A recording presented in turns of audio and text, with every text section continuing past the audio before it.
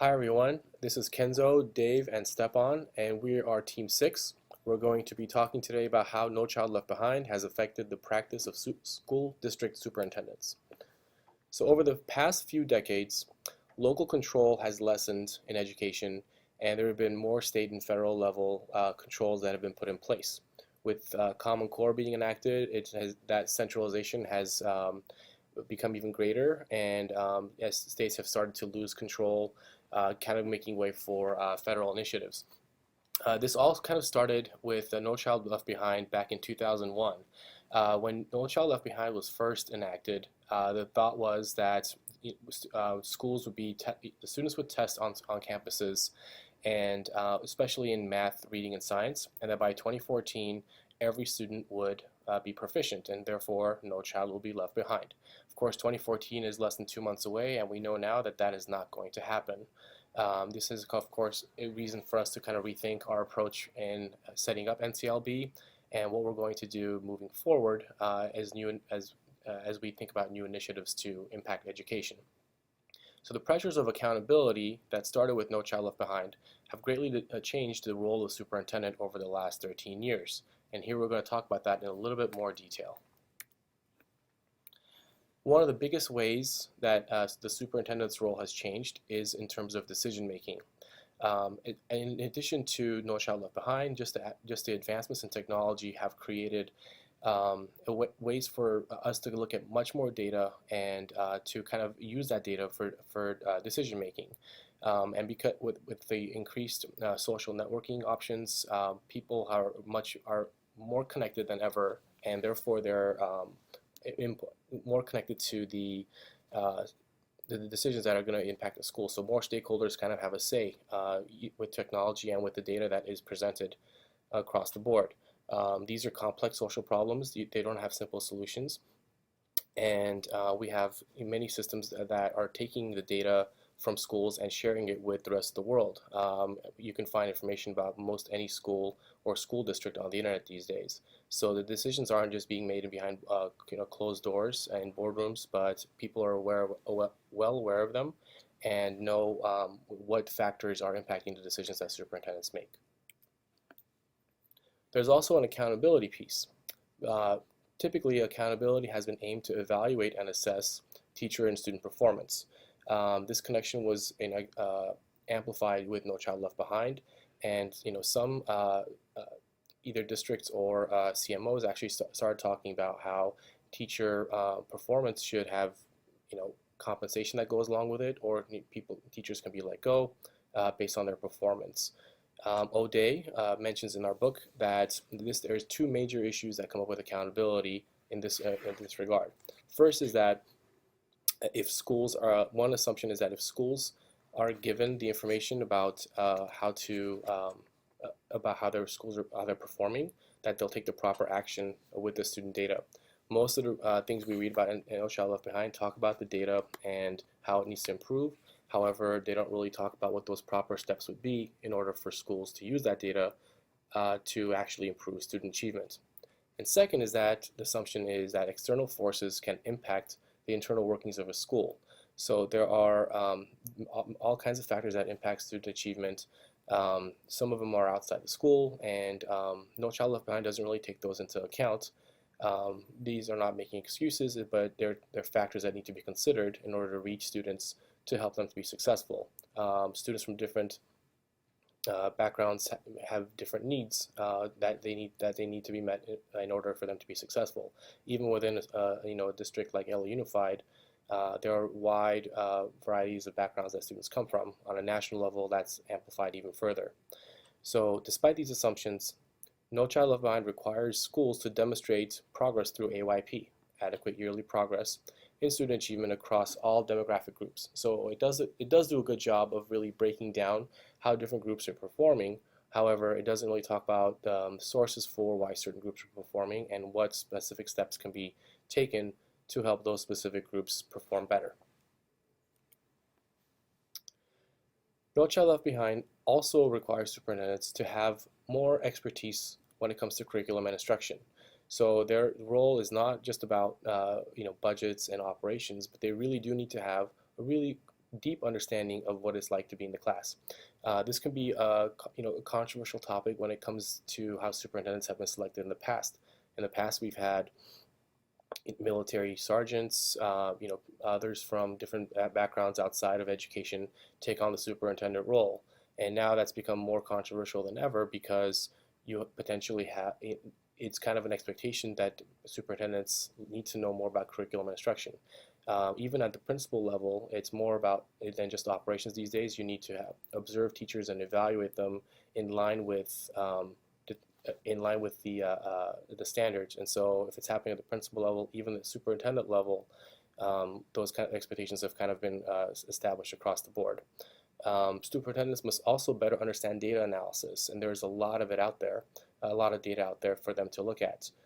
They need to be able to make decisions based on the data and the performance assessments. But again, going back to that assumption, what steps need to be taken has not been made clear up to this point. So as a result of No Child Left Behind, schools are spending a lot more time on reading and math, sometimes at the expense of other subjects. We've all seen schools where programs like art, technology, and other electives get cut as more reading remediation or math support classes take their place in order to help students perform well on those standardized assessments. Another aspect of No Child Left Behind that superintendents need to consider is the teachers who are actually doing the teaching. They're the most critical element of school success. And according to No Child Left Behind, teachers must be highly qualified. And of course, what highly qualified means differs from state to state. In a lot of states, highly qualified just involves having the right degree and right credential. We all know that that's not enough to have a teacher be very effective. There's more to it than that, but they need to quantify somehow, and in many ways they've kind of settled on that. So one concern that this has is attracting highly qualified teachers to teaching positions that are most critical. So the schools that need really high-performing teachers are usually the schools that are struggling the most. And with No Child Left Behind, the performance results of those schools are advertised, and across the internet, everyone has access to them, and people see how poorly a school is doing. And when they see how poorly a school is doing, teachers tend to not go and seek out positions at those schools. So the schools that are performing the worst tend to not attract the highly qualified teachers, and so the cycle continues until you have teachers who are not performing well working at the schools that need the most help.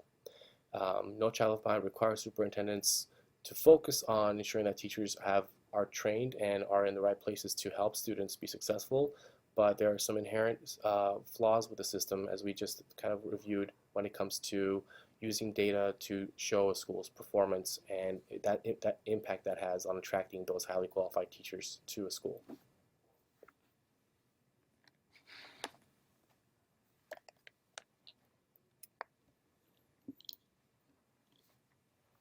The superintendents interviewed in the study suggest that there's a powerful effect that No Child Left Behind has on district administrators, and the appropriation, the distribution, and the sustenance of resources for learning and instruction, to the extent that flexibility can seriously be diminished.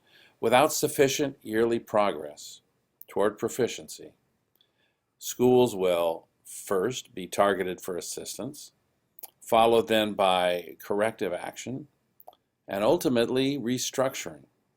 Any school district identified for corrective action must put aside and spend up to 20% of their Part A Title I funding for students whose parents exercise an option for choice-related transportation to another school site and supplemental educational services. Now, districts are not absolutely forced to use Title I allocations for these things, but they have to get it somewhere. And even that is restricted to allowable federal, state, local, or private sources that superintendents had possibly earmarked for other more pressing local educational priorities. And this isn't the only financial effect that's felt by districts. They face other costs if corrective actions are mandated. No Child Left Behind also states that aside from parent choice-related costs, any school targeted for corrective action may have to find resources to replace their school staff, design and implement a new curriculum, decrease management authority at the school, possibly appoint an outside consultant, usually at a very high cost, to advise the district, possibly extend the school day or year, and even reorganize the school itself. Even though there's great specificity on sanctions for schools that fail to make adequate annual progress, the statute doesn't operationally define any real limitations or allowances for these punitive results, as many superintendents put it. Superintendents have to become experts regarding the remarkable new costs that are posed by these situations and advocates for access to resources that may or may not be available through the state to assist low-performing schools. State funds that superintendents can advocate for and can possibly tap into might include technical assistance for school improvement, corrective action that might include restructuring, funds for after-school and summer school programs, funds for rewarding schools and teachers for closing the achievement gap over 2 consecutive years. Now, according to the 15 superintendents who were interviewed for this study, a significant part of the successful superintendent's expertise under the auspices of No Child Left Behind must be the ability to define and act upon resources available with the greatest amount of flexibility they can put together, given the restraints of the day and the state their district resides in. The successful superintendent has to be sort of a resource ninja, expertly identifying and advocating for the receipt of identified funds, allocating them flexibly within the constraints of No Child Left Behind and other state guidelines, and creatively maintaining and applying the resources that he or she can appropriate with all of the jurisdictional authority that they can possibly muster.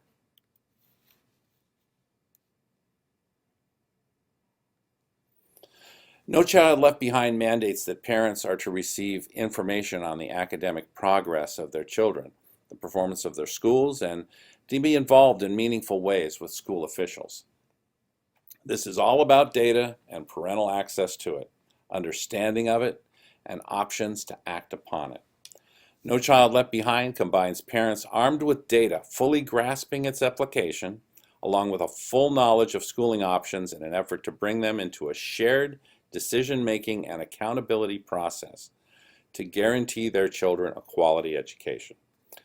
For the first time ever, No Child Left Behind combines school choice with district and school accountability to allow parents of children in underperforming schools the opportunity to choose higher performing schools.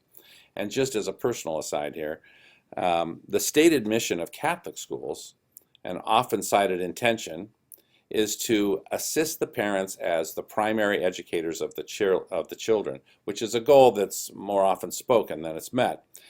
But I find it very ironic that it is the public sector that has actually codified the mission that Catholic schools claim but don't always accomplish. District leaders in public schools tended to agree in this survey or interviews that parental and community involvement has a positive influence on improving the quality of schooling, as well as increasing the academic achievement of children. No Child Left Behind fully recognizes the importance of parents and offers parents of children in low-performing schools a wide range of educational options. Parents with children in schools that fail to meet state standards for at least 2 consecutive years can transfer their children to a better performing public school, including a public charter school within their district. And the district has to provide transportation using Title I funds if necessary, like we mentioned before, up to 20% of those funds. Students from low-income families in schools that fail to meet state standards for at least 3 years are eligible to receive tutoring, after-school services, and summer school, and then a myriad of other services. No Child Left Behind provides increased support to parents to create brand new charter schools. Power for change in the case of this level of school failure begins to shift dramatically to parents. And after 5 consecutive years of inadequate progress, schools are absolutely required to restructure by converting to a charter school, replacing staff relevant to the failure, hiring an external contractor to operate the school, inviting the state to take over the school, or some other very significant reform that fundamentally changes the school. So, parents now have 2 powerful assets: data and choices, to enable them to make wise decisions about their children's education. However, these assets, according to the superintendents who were interviewed, carry with them some real concerns. Because of a variety of factors, from access to information to a parent's ability to understand the information or the data they've been giving, very few parental choice programs, according to Young in 1999, have ever been successful. Now, since the implementation of No Child Left Behind, many parents are not receiving clear and timely information. Poverty, English proficiency, and varying cultural expectations remain significant barriers to meaningful parental participation. For district superintendents, increased parental choice has a significant effect on their ability to lead. An additional amount of effort and resources now must be reallocated toward parental outreach and education. Student transience continues still to be a challenge and now adds to the difficulties for low-performing schools. Superintendents, despite their own ideas for direction, are now required to make difficult staffing and resource decisions at failing and low-performing schools, and in some cases, they might even lose significant amounts of funding, the opposite of what these schools intuitively might seem to need. Superintendents see this loss of control over their own district, making school improvement very difficult, if not impossible. Interestingly enough, though, difficulties will not impact only those superintendents with low-performing schools. Due to parental choice, high-performing schools could see a significant influx of students from failing schools, creating possible overcrowding in classrooms, strains on district resources planned for other things, resulting in an erosion of the educational experience and performance of their own students. A lack of academic achievement is not the only stipulation that permits parents the option to transfer their children to another school. No Child Left Behind requires states to establish and implement a statewide policy that provides parents the option to petition for transfer to schools under 2 conditions outside of academic and related to safety. 1, if the child attends a persistently dangerous elementary or secondary school, or 2, has been a victim of a violent criminal offense while in or on the grounds of the school he or she attends. Offering a safe school environment is a very complex situation faced by numerous school leaders attempting to make schools significantly safer than the streets outside and around the school. I'd like you to take a look at a video here. The nation that had put a man on the moon was finally going to fix education. And now it's up to you, the local citizens of our great land, to stand up and demand no child, not one single child in America, is left behind. It was a bold promise, and to make good on that promise, the architects of No Child Left Behind decided to measure every student in the country. I understand taking tests aren't fun. Too bad. We need to know in America.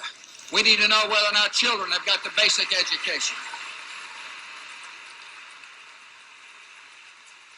So now it's 8 years later, and we have 4 years left to reach our goal: 100% proficiency in math and reading. Now, as the video shows, No Child Left Behind was created with good intentions and huge complex goals and consequences. While the video stresses the role of testing and 100% proficiency, the superintendent's perspective puts the implementation of No Child Left Behind into the context of the real world. No Child Left Behind affects the day-to-day professional lives of district superintendents in their efforts to provide a quality education for all students, focusing on assessment and accountability, highly qualified teachers, resource flexibility, and parental choice. and it has realigned the role of district leaders from that of a comprehensive manager to a leader focused on learning and the outcomes of all students. The role of the superintendent and district leader has changed thoroughly, challenging their expertise, their political prowess, an understanding of the needs of children, and the full support for and inclusion of parents who want and are now included in bringing the same quality education. The study examined here looked at each of these areas and addressed the challenges superintendents face in fully implementing and complying with this sweeping federal mandate. 15 district leaders, in terms of data collection and analysis, were selected using a non-random method and interviewed for this study. 7 of them were from California and 8 were from Nebraska, just those 2 states.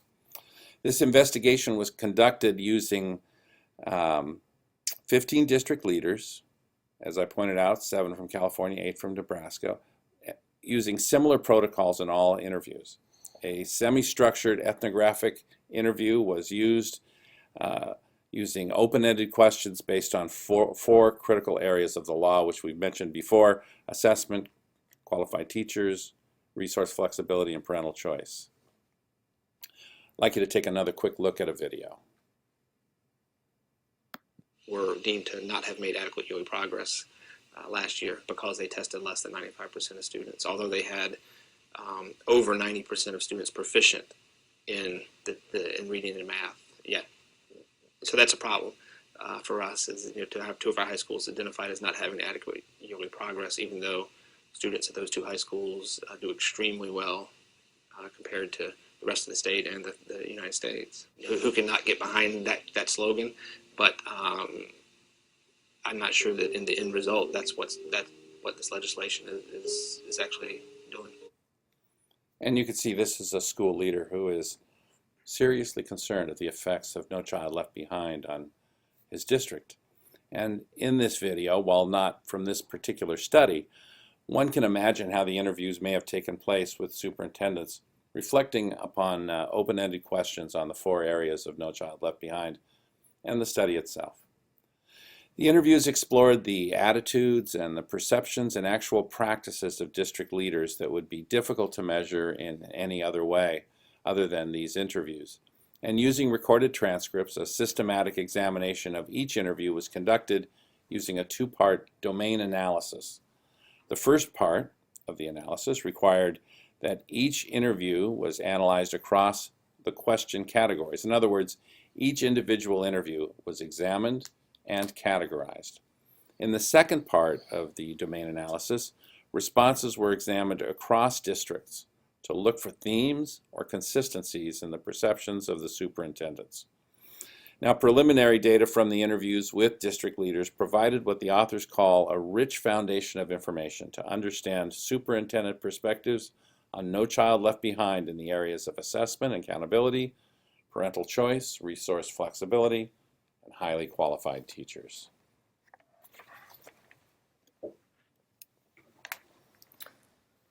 So let me preface the overview of the findings given here with the fact that this study suffers from some significant limitations, some of which I'll attempt to address. As you heard before, the investigation was conducted using semi-structured ethnographic interviews with 15 district leaders. In other words, the sample is too small in regards to its size. And when non-random samples are used, it is usually difficult, if not impossible, to describe the population from which the sample was drawn and to whom the results can actually be generalized. That being said, a thorough analysis of the qualitative data revealed that district leaders had a tendency to focus on 4 critical areas of NCLB law. 1, accountability; 2, teacher quality; 3, resource flexibility; and 4, parental choice. Moreover, all superintendents noted the importance of knowledge in the following skill areas: data-driven decision-making, adequate yearly progress, knowledge of assessment instruments, and identification of highly qualified teachers. These are just a few of the tools that superintendents felt would help them to support the achievement of all students, an NCLB mandate.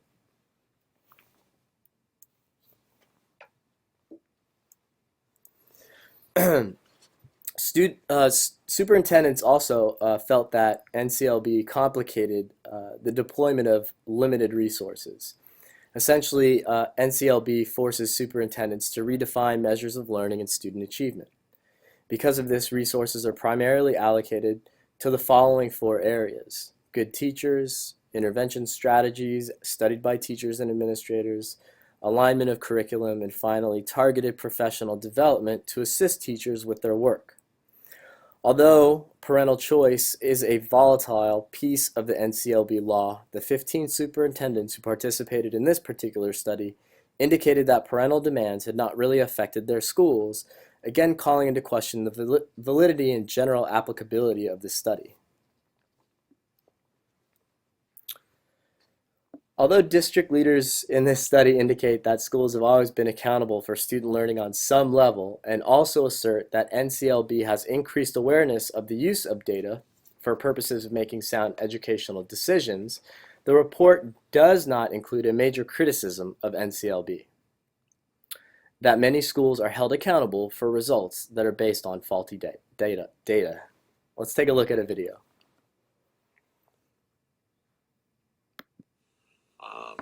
And consequently, schools were being graded on data that was faulty. And of course, we were all concerned about that. You're going to place a judgment on a school and a school district that's going to be printed in the papers. It's going to be very, very public, and yet it's based on inaccurate information. Who wants that? So here's the perspective of just one superintendent not included in this particular study, but when it comes to the reliability of measurement, the how and the why of accountability, it would seem that this particular superintendent illustrates the concerns felt by many others, but however is a major failing of this chapter. It is in its blatant disregard for any mention of inaccurate information that could be used to deem a school as underperforming. The cartoon, the satirical cartoon here on the right, highlights the reality of resource allocation and distribution. Certainly the country's larger economic turmoil only complicates matters in regards to NCLB. It becomes far easier and perhaps to identify the values of a culture when resources are limited. And in the context of this discussion, we can simply look to where the majority of financial resources are in fact dedicated. 7 of the 8 superintendents in Nebraska stated that they invested a greater percentage of their budget to specific professional development programs to assist teacher and improve instructional strategies. But how are they assisting their teachers, and what instructional strategies are they trying to improve? Well, it would seem that testing, teaching to the test, teaching how to take the test would be among those things, and we must therefore beg the question, at the expense of what? Before we take a look at the next clip, I would like to pose several questions for the audience to think about. What are the costs in terms of dollars and time that have been incurred by parents and school districts as a result of NCLB? Are districts allocating more resources to professional development programs for all teachers? Has there been an increase in expenditures for curriculum alignment, instructional interventions, testing and assessment materials, and new curricular materials? And have school district budgets been modified in any meaningful way in an attempt to address issues raised by the passage of NCLB? We're cutting programs because of budget crunches, but yet we are expected to spend all this money to test children. The amount of money that the state, or actually the federal government, has made available for this is not going to cover the cost of implementation and also certification. And again, I don't think it's as much of a problem for us as a district, because we're very fortunate to have resources, although they continue to dwindle. But I think the urban and the rural areas will definitely experience more difficulty.